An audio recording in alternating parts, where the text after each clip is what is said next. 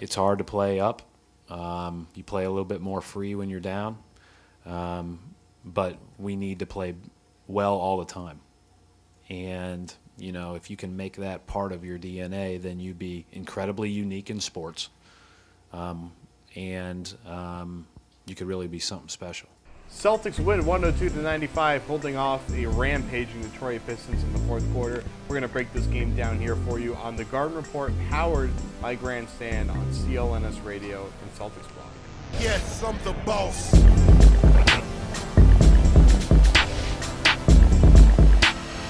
Welcome to the show. I am Jared Weiss of CLNS Radio. I'm joined by my longtime partner in crime, Jimmy Toscano of CSNNE.com. Oh, it's all on camera. So the Celtics, they survived. They were up by 24 at one point in this game. Second half lead, big one. They only won by 7. They win 102-95. The NBA. It was a really well-rounded effort, and you know, we've talked about them blowing leads so much. I really don't think we need to go back into it. No, you know, and they didn't blow this one, so we're not going to harp on it. That's true, nearly blowing it. So let's focus on the positives in this one, and that was that first half was nearly perfect execution. The entire half, really. They were just phenomenal offensively.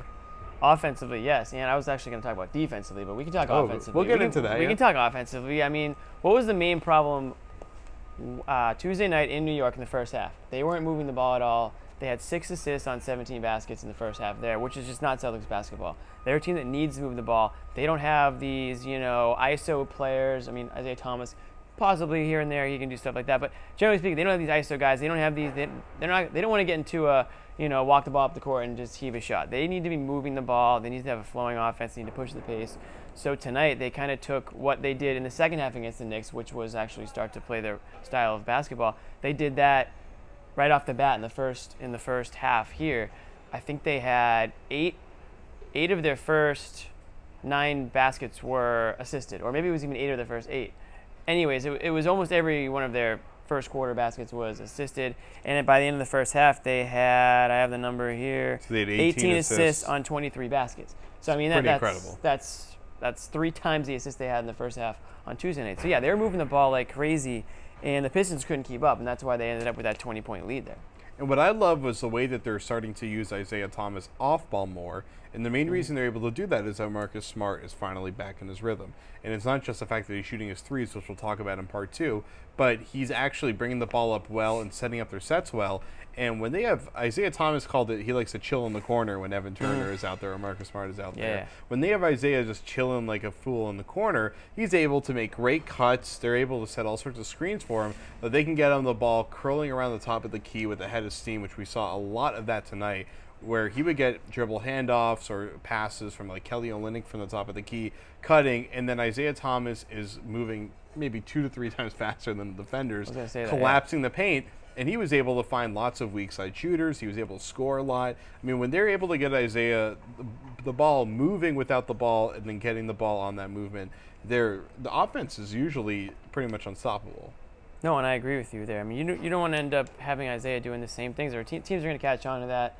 If you can get him, like you talked about, his quickness, I mean, he's one of the quickest guys in the league. When he gets the ball, if he's getting it, like you said, in handoffs, if he's getting the ball with a lane, he's going to get to that hoop, and he's going to put that ball out, and he's going to get to the line. One way or another, that ball's going up.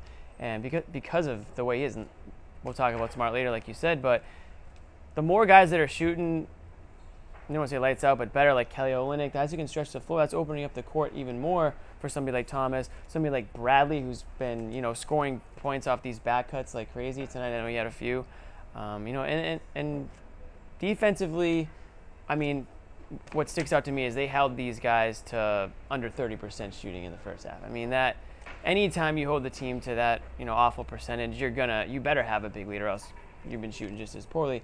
But tonight, just as good as they were offensively, they were just as good defensively. Smart, Bradley, and Thomas all had 9 points in the first half. Even distribution Balanced from effort.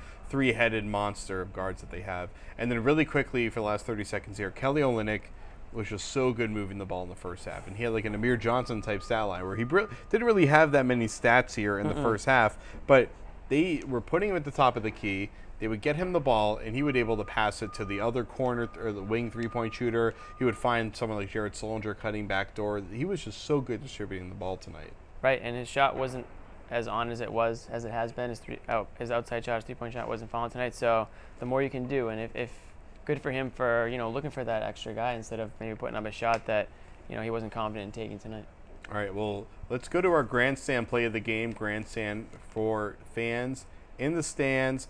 Film plays on the Grandstand app, and you can get all sorts of amazing footage to share with your friends and to have it on the Garden Report. So download Grandstand in the App Store or go to clnsradio.com/grandstand to download it. Yeah. Let's take a look at the play of the game from this game, and then when we come back at the beginning of part 2, we're going to see the play of the night.